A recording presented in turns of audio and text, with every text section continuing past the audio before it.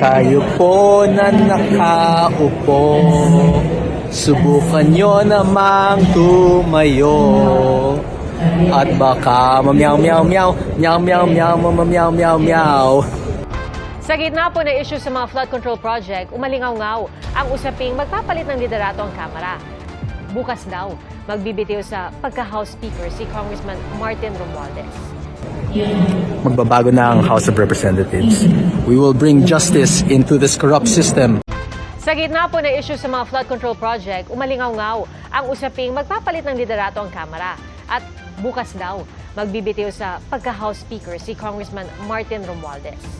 Sinabi din nilang si Isabela Representative Faustino D. III ang magiging bagong House Speaker. Ang nangyayari doon ay parang patago silang kumukuha ng mga signatures and then biglaan lang na mag-change. But me, I'm a very open person. I'm telling this now. I'm going to take Speaker Romualdez's speakership, and I hope Majority Leader Sandro Marcos won't hold it against me or won't stand in my way. Thank you, everyone. May suporta po ba sa mayorya ng mga kongresista? May mga We're getting the numbers. We have one now, two maybe, if we're lucky. Pero marami But we kayong will win. kailangan. Huh? Kailangan majority, di ba? Majority, Yes. sir. Malapit na ba kayo doon? Very close. We'll see. Mahigit 100 na po Ilan ba na ng sir na po kongresista? signature mo? Hindi, wala pa akong nagsisignature. I'm not collecting signatures. All I Nakakausap po. Ha? Yung nakakausap niyo po ba? Nakausap ko Malapit na. sa majority? Almost lahat sa plenary, nakausap ko na, mixed reactions. Some are open to it, some are supportive, and some wish to continue supporting Speaker Romualdez. Bakit sir, humihinga na ba yung support kay Speaker? Well, I think the public can speak to that. It's not for me to say because at the end of the day, the House represents the people, and the people's sentiment is what will say whether or not Speaker still stays strong or whether his leadership is weakening. Kailan mangyayari yung change of leadership? We will see. As soon as we have the numbers, I will immediately announce it. Thank you, sir. Thank you. Sir, anong sagot niyo dun sa ikapeldo na ethics complaint against yung former party mates po? Okay, medyo mahaba yung sagot ko. Pwede bang, can you allow me to explain? Para magiging speech na to eh. But right now, our country is facing a very difficult issue in corruption, and everyone's in panic. The administration is panicking, the President Marcos is panicking, Speaker Romualdez is in panic, AFP and the PNP are also panicking. Like, hindi na nila alam kung anong gagawin nila, kung poprotektahan ba nila si Marcos o kung sasamahan nila ang mga mamamayan laban sa corruption. It's a very, very chaotic time in our country, but a very, very important time in Philippine history as well.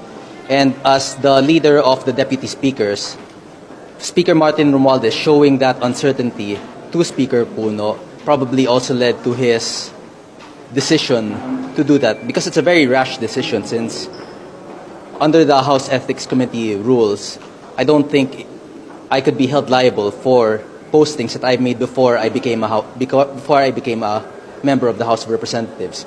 And as you can see in his press conference, he also stated that there are issues questioning my mental health and plenty of other issues involving me inciting to sedition. And I think, as far as I'm aware, and as far as what my father has previously told me before he passed away, Chairman Puno, I believe, is a good man, but he's just driven by his strong emotions at this moment, and I hope that we can resolve this peacefully. Whatever decision the court or the whatever decision the courts will decide or the House Ethics Committee will decide, I am open to receiving, because I believe that I also as a member of the House must be held accountable for my actions. That will be all, and thank you. Na po ba si Deputy Speaker Puno after po nung in-announce niya na magsasampa sila ng ethics complaint po? No, we haven't spoken. Sir, yung post nyo, supposedly joking about the house being burned down, do you think it's enough proof para sabihin na kayo ay nag-incite to sedition? The thing is, a large majority of Congress do not believe that the protest will escalate. And that's because they do not know how angry the people are. I'm aware that it just takes one wrong step by either the AFP, the PNP, or the protesters for this to escalate and blow out of proportion. And I wish for that not to happen. And in case that does happen, I wish that we would take the necessary steps to minimize the damage, even if anything should happen to our government institutions. Kung what was your side of the story? Kasi kahapon sabi ni Kong Puno, you stormed down the office of the majority leader and campaign to be speaker. You asked daw yung mga members in that room na inoperan mo daw silang maging deputy speaker o sumama sila sa'yo. You were gathering signatures daw after. Your side of the story, Congressman. Please continue. Okay. So my side of the story is, what he said was mostly correct, but the offering of deputy speakers is incorrect. What I said was that if elected speaker, I will build a house where every political group and every political belief will have a deputy speaker to represent them, instead of the deputy speaker system that we have now, where all the deputy speakers are close and connected to the House Speaker, Martin Romualdez. And if elected speaker, one of the pro-administration will be a deputy speaker to represent the needs and the interests of the administration. But you have the numbers already, Congressman. Well, The numbers. we're getting there. Just wait and see. Do you have a ballpark figure kung ilan na po yung siguro yung sumusuporta sa inyo? It's hard to say. Maybe 1 or 2. Sabi ni Congressman Puno, you are not well. How do you respond to that? Well, as I've said, mental health accusations, when you are not a mental health professional or even like any sort of medical professional, is very unprofessional. So let's just say that he's free to think whatever he wants. I still deeply respect him, though I think that he is wrong in saying that. Pero are you unwell, Kong? Are you unwell, Kong? I do not believe that I am unwell. I've not been diagnosed of any serious mental conditions that could lead me to be unable to be fit for service. Sir, ano bang reason lang para, o ano bang factor lang para mag-stop kayo daw sa pagpupunta? What do you mean? Anong pwedeng mangyari just for you to stop posting? I will stop posting when they declare our democratic right to criticize our government as unconstitutional and illegal. That's what will happen. As long as I have the democratic right to criticize this government, I will continue speaking out against the corruption that I see. Pero sir, ni Congressman Puno, hindi naman tungkol sa yung sinasabi niyo, hindi naman siya about the criticism, rather the actions that are unbecoming of a lawmaker. Yun po yung sinasabi niyo. Well, it's always a matter of interpretation. The House Ethics Committee will decide whether or not my actions were unbecoming of a lawmaker.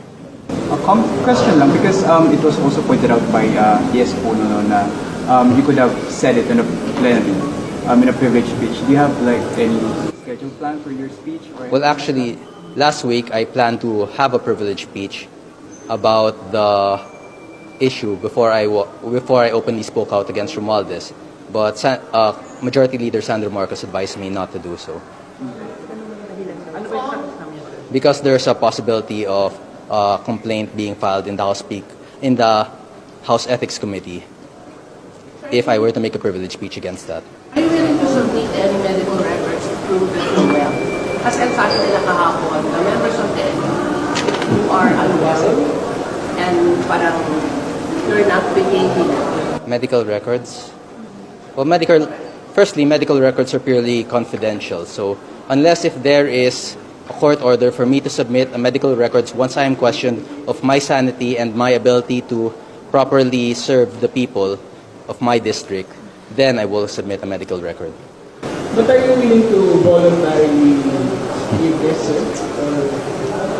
That will set a bad precedence if we do that, because anyone who is accused of having a mental health condition must now present their medical health records. That's not the type of country that we want to make. It's not the type of system we want to make, because anyone could just keep calling someone mentally unfit or unwell, and then it will force that person to have to publicize all of their medical conditions. Will you abide with the Ethics Committee's decision just in case? Yes, what I've said, I'm willing to lose my position as a House representative if the Ethics Committee deems it necessary and just. Sir, may mga allegations lang din, or mga insinuations na may mga kumukumpas daw sa inyo or may mga tao daw na susulsol sa inyo. Your reaction to that, Congressman? Who do you believe those people are? That's my question first. Just insinuations? No, I'm completely acting out of my own volition, so please do not involve my family anymore.